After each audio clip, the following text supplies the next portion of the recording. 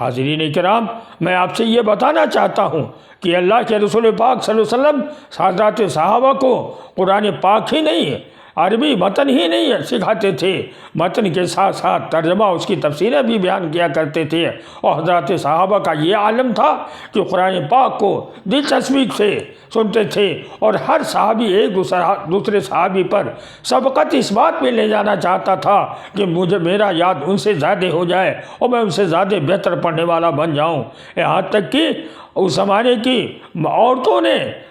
اپنے شوہروں سے کہہ دیا کہ اے لوگو، اے دیکھو، ہمیں مہر دین مت دینا، ہمیں مہر دین کے عوض میں قرآن پاک یاد کرا دو، ہمیں قرآن پاک پڑھا دو۔ اللہ اکبر، اللہ اکبر۔ یہ وہ دور تھا قرآن پاک کی حفاظت اللہ تبارک و تعالیٰ نے اس حساب سے کرائی۔ اور یہاں تک کہ اللہ کے رسول پاک صلی اللہ علیہ وسلم جب دنیا تشریف لے گئے ہیں تو اس زمانے میں ایک معدد بھی تعداد حضرات صحابہ کی تھی۔ حضرت عبداللہ بن عباس، حضرت سعد بن وقاص، حضرت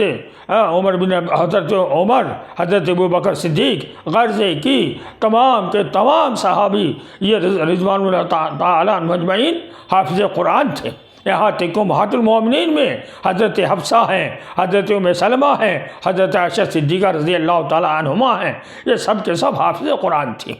اللہ اکبر۔ اللہ رب العالمین نے قرآن پاک کو عربی میں نازل اسی لیے فرمایا تھا کہ اہل عرب کی زبان عربی تھی، عربوں کو اپنی زبان پر فخر تھا، ان کو اپنی زبان پر گھمنڈ تھا، اور وہ کہا کرتے تھے کہ ہم عربی ہیں اور بقیہ لوگ عجمی ہیں۔ اور ان کے قوت حافظہ کا یہ عالم تھا کہ ان کے معمولی سے معمولی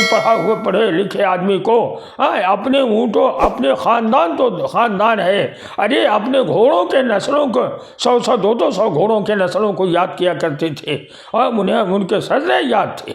اللہ اکبر۔ اللہ رب العالمین نے اسی قوت حافظہ کا فائدہ لیا کہ اہل عرب کی زبان میں خاص طور سے قرآن کو قریشیوں کے زبان میں نازل فرمایا۔ چنانچہ آتا ہے کہ جب حضرت فاروق حضرت عثمان غنی ذی النورین رضی اللہ تعالیٰ عنہ کا زمانہ آیا اور آپ سے صحابہ نے مل کر کے اجتماعی طور پر کہا کہ اے امیر المومنین، آپ قرآن پاک کا مزید نسخہ تیار کرائیے، کیونکہ اس سے پہلے حضرت ابوبکر صدیق رضی اللہ تعالیٰ عنہ کے زمانے میں حضرت عمر فاروق رضی اللہ تعالیٰ عنہ آئے اور آپ نے کہا اے امیر المومنین، میں یہ چاہتا ہوں کہ قرآن پاک کو ایک جا کتابی شکل دے دی جائے، اس لیے کہ ابھی جو امامہ کا جنگ ہوا ہے اس امامہ کے جنگ میں بہت سے حفاظ اعظام انتقال کر کے شہید ہو گئے، کہیں ایسا نہ ہو کسی طریقے سے اور حالات بنتے جائیں اور حفاظ کرام اسی طرح سے شہادت پاتے رہیں، تو کہیں ایسا نہ ہو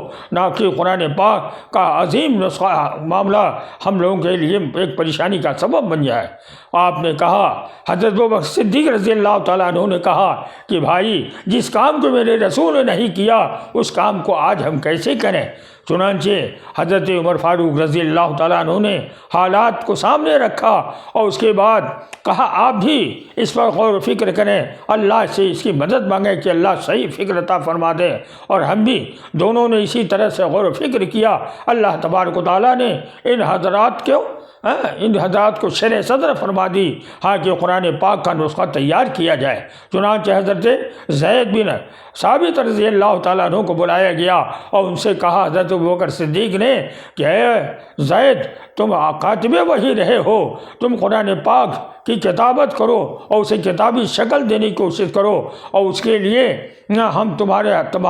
تمام طرح کے وہ وسائل مہیا کریں گے۔ آپ فرماتے ہیں کہ اگر مجھے حضرت عمر فاروق، حضرت ابوبکر صدیق پہاڑوں کا بوجھا دے دیتے کرنے کو، ہٹانے کو، تو میں پہاڑ ہٹا سکتا تھا، لیکن قرآن پاک کی یہ ذمہ داری کہ قرآن پاک کو اکٹھا کر کے کتابی شکل دی جائے، یہ ہمارے لیے بڑا مشکل محسوس ہو رہا تھا، مشکل تھا۔ میں نے کہا کہ امیر المومنین، یہ کیسے ہو سکتا ہے؟ جب اللہ کے رسول نے ہی جمع کتابی شکل کرایا تو آپ لوگ کون ہوتے ہیں؟ تو آپ نے حالات بتائے اور اس کے بعد بہرحال ایک کے بعد دیگرے بات طے پائی اور اس کے لیے ایک جماعت بنائی گئی اور قرآن پاک کے نسخے کو اکٹھا کیا جانے لگا۔ تمام حضرات صحابہ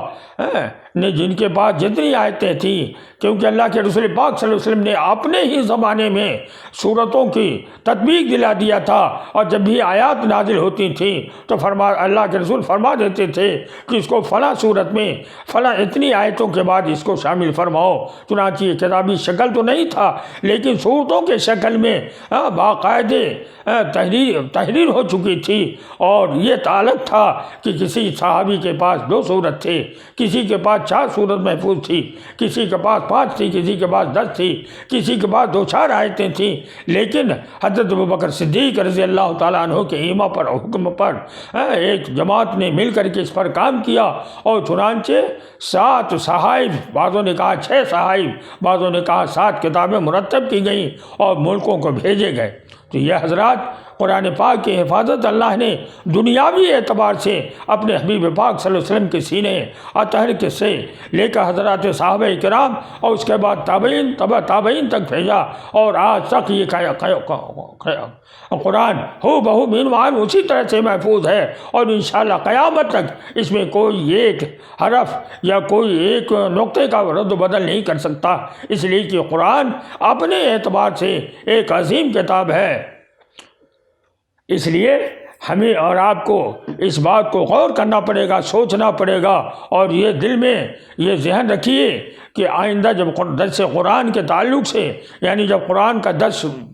سورہ فاتحہ سے شروع کیا جائے تو یہ ساری چیزیں ذہن میں رکھیے گا کہ وہی کیا ہے، وہی کہتے کس کو ہیں، اور اس کے قرآن پاک کی حفاظت کی ذمہ داری اللہ نے جو اپنے ذمے لی تو دنیاوی اعتبار سے کیسے اس کی حفاظت فرمائی، یہ ساری باتیں آپ کے ذہن نشین ہونی چاہیے، تاکہ آگے چل کر کے قرآن کو سمجھنے میں اور قرآن کے مطالب کو سمجھنے میں آپ کے لیے آسانی۔ حفاظت سے رکھنا کلیجے لگا کر رموز نبی ہے، کہانی نہیں ہے، میں اپنی طرف سے نہیں بات کر رہا ہوں۔ یا یاد رکھیے قرآن پاک یہ جتنی چیزیں بتائی گئی ہیں اب تک، ساری چیزیں اس لیے بتایا کہ کسی چیز کو سمجھنے کے لیے اس کا غرض و غایت جاننا ضروری ہوتا ہے۔ قرآن کیوں آیا، کس نے بھیجا، کس کی زبان ہے، کس کے پاس آیا اور کون لے آیا، یہ ساری چیزیں جاننا ضروری ہے، تاکہ قرآن کا تعارف آپ کے دل و دماغ میں مکمل طور سے ہو جائے۔ وما علینا الا البلاغ۔